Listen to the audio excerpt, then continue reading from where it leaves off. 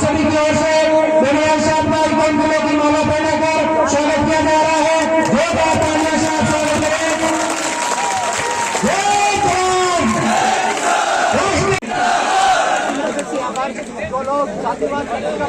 दोस्तों सम्मानित राष्ट्रीय लोकतांत्रिक पार्टी जिंदाबाद। अगले वक्ता के रूप में सारे लोगों से निवेदन रहेगा, इस मंच के माध्यम से इस एक सफल आयोजन के लिए कांग्रेस रैली में मंचा सिंह पार्टी के प्रदेश अध्यक्ष और भोपालगढ़ से विधायक माननीय पुखराज जी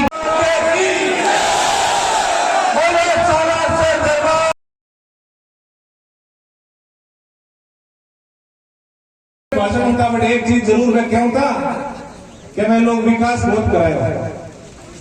मैं गांव के मायने जाऊं को मौको मिलियो और कानून काम की रोड ले कातर था की रोड के माथे जब सफर करियो जदाटा को विकास देखियो रीड के लिए एकदम बात गीता उंडा उंडा खड्डा मंदी के आप लोगों ने मैं एक ही निवेदन करूं कि जब दिन किसान और नौजवान अनुशासित तरीके बैठ पर और सगड़ा बातें सुन और मैं बातों को विश्लेषण करना सीख जाए एक दिन निश्चित रूप में लोकतंत्र जो है धरती के माथे फलीभूत हुई। आपा किसानी का काम करने वाला 36 कौम का लोग सरल हृदय का लोग आउनाला आपका सत्ता का माध्यम हो आपने 72 साल से ज्यादा देश ने आजाद हुए आपने सत्ता का माध्यम ठगता रिया। दिल्ली और जयपुर में बैठे लोग एक ही बात जाने कि गांव में बैठा लोगों ने जाति का नाम माते धर्म का नाम माते अगड़ा पिछड़ा पानी कहीं ढूंढ गए। तो आज कांग्रेस की सरकार है और आपके कांग्रेस का पहले नेता भी है। तो मैं आप लोगों ने आज कोई क्या चाहूँ कि आप सही आदमी हो और सच्चा आदमी हो तो आप बेनीवाल साहब के साथ में जुड़ो। जब आप मजबूत है वो सरकार नहीं है तो आज काम लो आपका काम नहीं है तो बाद में पाँचों कीजिए हनुमान जी आपने काम बढ़ाया आप काम नहीं करवाइए। आज गरीब और दलित इस पार्टी की एक सोच है जो ये सिस्टम है जो इन दोनों सरकारों ने एक व्यवस्था बना दी है किसानों को बेवकूफ बनाने के लिए कि 5 साल हम राज करेंगे और 5 साल आप आने वाले कुछ ही समय के अंदर दिल्ली की सरकार से इस ओवरब्रिज की घोषणा चाहे मुझे कुछ भी करना पड़े आप बना के हमारे बेटे ताल छापर के अंदर बहुतायत मात्रा के अंदर हिरण है दूसरे जितने भी यहाँ पे हमारे पशु पक्षी ताल छापर के अंदर जितने भी सैलानी बाहर से भी लोग आते हैं लेकिन अक्सर दुर्घटनाएं भी हो जाती है। कई तरह की दुर्घटनाएं छुड़ी और ब्रिज जब तक नहीं बनेगा तब तक इस समस्या का परमानेंट समाधान नहीं होगा। मैं आपको भरोसा दिलाता हूँ कि और ब्रिज के लिए आपके एमपी साहब को तो आप करना ही करना वो भी अपना प्रयास करेंगे लेकिन हनुमान बेनीवाल आपको भरोसा दिला के जा रहा है कि मैं इसके पीछे पड़ूंगा और मैं जिसके पीछे पड़ता हूँ उसको करा के मानता हूँ इस और मैं बनवा कर एक सुधारी है।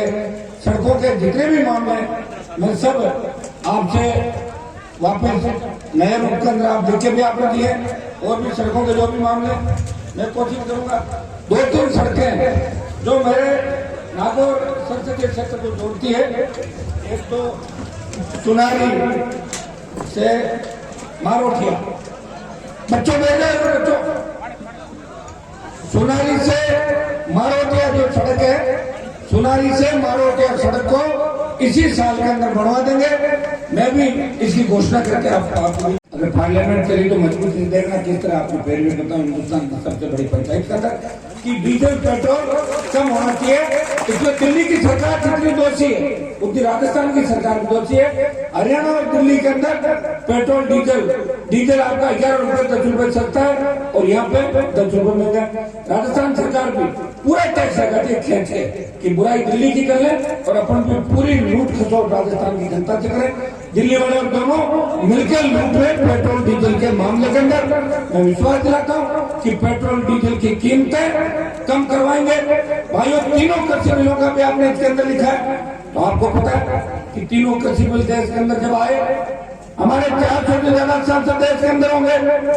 कृषि बिलों पर जब चर्चा हुई, हनुमान बेनीवाल कोरोना की झूठी रिपोर्ट बता के मुझे बाहर कर दिया था। अकाली दल ने इस मामले में मंत्री पद छोड़ा और लोकसभा के बाद पहली प्रेस कॉन्फ्रेंस करके अगर सत्ता को देश में ठोकर मारी तो नागौर के सांसद ने एनडीए से नाता तोड़ा और सड़क पे लगातार 2.5 महीने से सड़क पे शाहजहांपुर बॉर्डर पे हमारे नौजवानों की टीम बैठी हुई है। आज अभी मेरे एक नेता कह रहे थे कि थोड़ी संख्या कम है। मैंने कहा संख्या कौन देखता है? संख्या हनुमान बेनीवाल लोकसभा के अंदर बैठा है ना, ये जितने भी नुक्कड़ सभाएं कर रहे हैं ये लोकसभा में थोड़ी उठाएंगे मुद्दा, वहां तो मैं उठाऊंगा क्योंकि मैं एमपी बना हूं और वो एमपी और एमएलए बनने के लिए घूम रहे। आप भाई लोकसभा के अंदर मजबूती से कौन की भी पैरवी कर रहा है और किसान की भी पैरवी कर रहा है। भाइयों, भाषण देना अलग बात है, और तो प्रधानमंत्री अमित शाह बैठे रहते हैं, उनके सामने कौन कैसे हरकत करता है उसको मर्दानगी कहते हैं। राष्ट्रपति का अभिभाषण भी दिया था और अगर किसी सांसद ने रोका तो नागौर के सांसद ने किसानों के लिए बजट के भाषण को 10 मिनट तक रोकवा दिया था। मुझे कोई दिल्ली वालों को मैं परवाह नहीं करता। और मैंने गठबंधन सिर्फ इसलिए किया था कि अशोक जी गहलोत राजस्थान में ये कहते थे कि मैं ही असली नेता हूँ, मैं ही जादूगर हूँ। तो मैंने कहा गठबंधन करके इनकी जादूगरी खत्म करो और इनके बेटे को हरा दिया। भारतीय जनता पार्टी के लोगों को गलतफहमी होगी कि हमारी 25 सीट आ गई। मैंने कहा लोकसभा के अंदर मेरे बिना लाके दिखा देना, आ जाओ, मैं इस्तीफा देता हूँ। आप जो 16 मेरी वजह जीते हो 16 मत दो, 8 दे दो, 8 नहीं तो 4 दे दो, 2 ही दे दो और मैं भी देता हूँ। बिना गठबंधन लड़ूंगा, चुनाव हार जाऊंगा तो राजनीति छोड़ दूंगा और तुम अगर हार गए तो किसानों को 3 मिल लेकिन भाइयों, हिंदुस्तान के किसी नेता का इतना दम नहीं है कि मेरी चुनौती स्वीकार करे। और चुनौतियां राजस्थान के अंदर हनुमान बेनीवाल ने दी है। चुनौतियों में खरा भी उतरा हूं। विधायक दल की बैठक में वसुंधरा को भ्रष्टाचार की देवी कह के 13 के चुनाव के अंदर क्योंतर की जनता ने जिताया। 9 भाजपा और 1 निर्दलीय, और वो भी 25,000 से जिता के भेजा। तब राजस्थान के अंदर कांग्रेस विपक्ष में हुआ करती थी। मुझे अच्छी तरह याद है जब 21 कांग्रेस के साथी जीत के विधानसभा के अंदर गए थे और वसुंधरा जब भी विधानसभा के अंदर आती तो कांग्रेस इस तरह उनके पैर छूने के लिए भागते थे जैसे बच्चे अपने माता पिता के पैर छूने के लिए भागते हैं। वो वसुंधरा को अपने नेता मानते थे, कांग्रेस के विधायक। मैं वही था। आप अच्छी तरह जानते हो कि एक बार जब हम सबको सस्पेंड किया था इन्हीं सचिन पायलट को, जब लाठी से पीटा टी पॉइंट पे, उस समय में सस्पेंड हुआ। दोबारा कांग्रेस के साथ लड़ते हुए सस्पेंड हुआ तो कांग्रेस वालों ने कहा कि हम तो माफी मांगेंगे और अंदर जाएंगे, आप माफी मांगोगे क्या? मैंने कहा मैं माफी मांगता नहीं हूँ, मैं माफी मंगवाने का काम करता हूँ, मैं माफी नहीं मांगूंगा। और 6 महीने बाहर और 6 महीने बाद अपने आप ही अंदर चला गया। ये बाहर अंदर का जो खेल था सिर्फ आपके सम्मान की लड़ाई थी। मैं भी माफी मांग लेता। कल आपने नहीं देखा कि राठौड़ साहब देवनानी को जो बाहर निकाला उसके लिए माफी मांग रहे, देखा था आपने विधानसभा का। अब नेताओं को फर्क नहीं पड़ता। तो नेता तो एक बार क्या कि ट्रेक झुके फिर वो कहते वैसे एक बार तो बेइज्जती होगी, बार-बार होगा, क्या फर्क पड़ता है? एक बार हम नहीं झुकेंगे और एक बार अगर झुके तो फिर वो नहीं झुकेंगे। इसलिए हनुमान बेनीवाल हमेशा एक बात कहता है, मैं टूट सकता हूँ लेकिन झुकूंगा नहीं और इस कौम का मान और सम्मान देश के अंदर ऊंचा करूंगा। ये हमेशा मेरे आप लोग भी सुनते हो। और हिंदुस्तान के सबसे बड़ी पंचायत में जब मैं जीत के गया तो मैंने वीर तेजाजी महाराज का जयकारा बोला। मेरे बगल लगल में मंत्री और कई और लोग कह रहे थे देश में कि तेजाजी महाराज कौन थे। मैंने कहा यही तो थे राजस्थान के अंदर, बाकी लोगों तो लड़ी नहीं लड़ाया। कईयों को तो क्या थी, दूसरा छप गया, जाति तो क्या थी और लिख क्या थी उनकी, इतिहासकार कौन थे आप भी जानते हो। भाइयों, सरकार अगर बनी तो इतिहास में फेरबदल भी करके कुछ अपने लोग जो उधर चले गए उनको भी वापस लाना पड़ेगा। वो उनकी जातियां क्या थी इस बात का आता पता नहीं है, क्योंकि लिखने वाले कौन थे आप भी जानते हो। जो लिखने वाले होते हैं वही वो मैसेज आपके सामने जाता है। आज से 50 साल पहले हमारे नागौर के नेता ऐसे कहते थे कि कि लोकसभा से कुर्सी उठा के फेंक दी। अरे लोकसभा में तो कुर्सी बेल्टिंग होती है, फेंकी जाती है उठा के आप। लेकिन जनता के ताली बजवाते थे। तब सोशल मीडिया नहीं था, तब कैमरे नहीं थे, तब लोकसभा की कार्रवाई नहीं चलती थी, लोकसभा टीवी नहीं थी। आज लोकसभा की टीवी है, विधानसभा की कार्रवाई भी टेलीकास्ट की जाती है, विधानसभा की कार्रवाई में भी हर व्यक्ति क्या भाषण देता है बात बाहर आती है। तो पुरानी बातें पुराने समय के साथ चली गई। मैं सुजानगढ़ की धरती से, चूरू की धरती से अपील करना आया हूँ कि जिस दिन चूरू जिला जगा उस दिन 1-15 सीट राष्ट्रीय लोकतांत्रिक पार्टी विधानसभा क्षेत्र है। और 6 विधानसभा क्षेत्र के नेता देखो, चंदनमोहन वे नेता हुआ करते थे जिनको किसान के बारे में कैसे नहीं पता। भवनलाल शर्मा, हरिशंकर बावड़ा, अब सारे नाम नहीं लूंगा मैं, आप समझ गए होंगे। ऐसे तो 1 दर्जन नेता थे जो वोट हमारे लेते और जीतने के बाद कहते कि चूरू में बावड़े हैं, कोई जगह जीत के आ जाओ, ये और कहते जयपुर दिल्ली के अंदर बैठे। भाइयों, इस सील को, इस जो अपने को कहते हैं ना कि इनके वोट तो हम इनको लड़ा के और बावड़ा बढ़ा के ले लेते हैं, इस बात को इस बार खत्म करना है। सुजानगढ़ से संदेश देना है देश के अंदर कि सुजानगढ़ की धरती सालासर बालाजी महाराज की धरती, ये वीरों की धरती है। यह कांग्रेस और भारतीय जनता पार्टी जिनका मिला जुला खेल है, वसुंधरा और गहलोत ने 22 साल मिलकर इस राजस्थान को लूटा है। हमें तीसरी ताकत चाहिए। हम हमारे भाई की पार्टी के साथ है जिसका चुनाव चिन्ह बोतल है, तो राजस्थान को बचाने के लिए निकला। भाइयों, मेरा किसी से मेहरबान नहीं है, मैं भी चाहता अभी हवाई का जो मैं देता, अगर मुझे पैसा कमाना होता 1977 के अंदर पिताजी एमएलए बने, जिन लोगों के घर में एक बार प्रधान बन जाता है वो भी करोड़पति हो जाते। हम हमारा गुजारा कैसे चलाते, या तो मैं जानता हूँ या मेरे आसपास रहने वाले 100 लोग ये जानते हैं कि हनुमान बेनीवाल का दिल तो बड़ा है लेकिन उसके पास पैसा नहीं है। वो चाहता ये खैर गरीब की मदद हो। भाइयों, मैंने प्रण लिया कि जब तक किसान के बेटे को असली मुख्यमंत्री राजस्थान का नहीं बनाऊंगा, जब तक किसानों के हाथ में सत्ता नहीं होगी, हनुमान बेनीवाल मंत्री नहीं बनेगा। मंत्री पदों को राजस्थान में ठोकर मारी, दिल्ली में ठोकर मारी और आपकी सत्ता में कब्जा करने के लिए रात और दिन एक की। आपको पता होगा कि जो संघर्ष हनुमान बेनीवाल के खाते के अंदर आया है, इसमें चूरू जिले की सबसे बड़ी भूमिका। चाहे राजनीतिक रूप से देख लो, चूरू के नेताओं से झगड़ा हुआ और हनुमान शब्द पाया।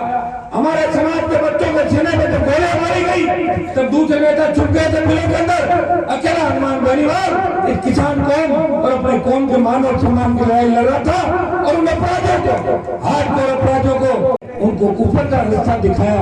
तो उसमें भी हनुमान बेनीवाल के संघर्ष का ही परिणाम। भाइयों, उठो जागो। 3 दशक के अंदर याद करो, जब मैं विधायक हुआ करता था, एक व्यक्ति पे गोलियां, इसी 3 दशक गाँव के नौजवान को जब गोलियों से भून दिया अपराधियों ने, जाकर वो उसको गुमान को, तब मैं आया, ये हाईवे जाम किया, जांच एसओजी को दिलाई और मुलजिम गिरफ्तार कराया। अगर मैं नहीं आता तो जांच पन्नों के अंदर दबके रह जाती।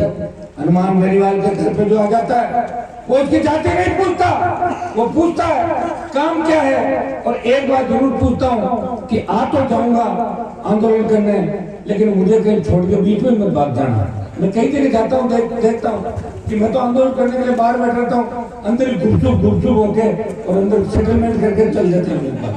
तो मैं ये जरूर गारंटी लेता हूँ कि भाई मुझे बुलाओ तो कम से कम बात पूरी करके ही उठेंगे, सरकार को झुका के उठेंगे।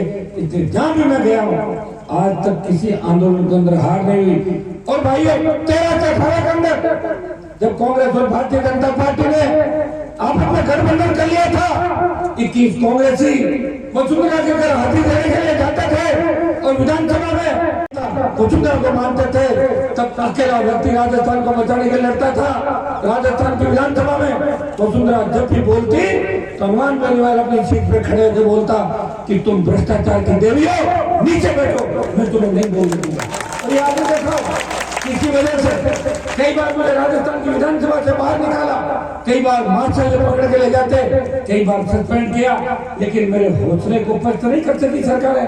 मैंने कहा मैं मेरे भाइयों को न्याय दिलाऊंगा। मैं कौन सी लड़ाई लड़ूं जिससे लोग 36 कौम का नेता मुझे कहे, लोग ये कहे कि हमारे राजस्थान को बचाने के लिए निकला है। भाइयों, मैंने कहा रोड टैक्स लेते हो, सेस लगाते हो तो टोल टैक्स की बात का टोल फ्री राजस्थान हो। ये मामला कांग्रेस भाजपा ने नहीं उठाया, हनुमान बेनीवाल ने।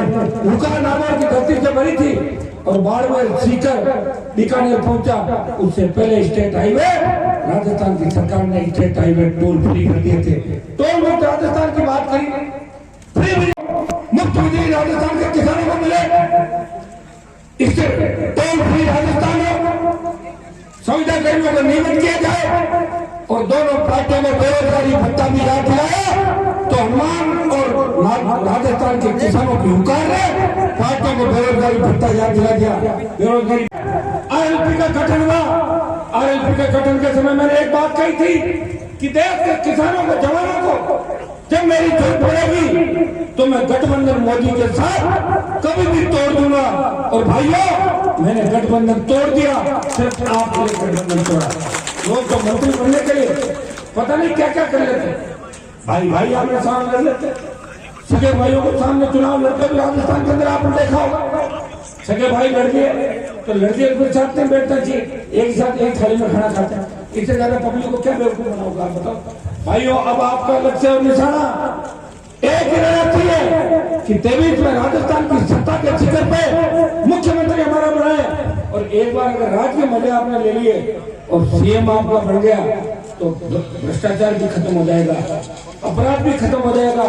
रात को 12 बजे भी हमारी बहन बेटियां सड़क पर निकलेगी, वो ऐसे आजाद घूमेगी जैसे अपने परिवार के लिए घूम रही है। किसी तरह का डर और भय उनको नहीं होगा, क्योंकि जितने भी निर्माण है वो बंगाल की खाड़ी के अंदर भाग जाएंगे और वापस राजस्थान की तरफ नजर भी नहीं आएंगे। लेकिन उसके लिए राष्ट्रीय लोकतांत्रिक पार्टी की सरकार आपको बनानी होगी।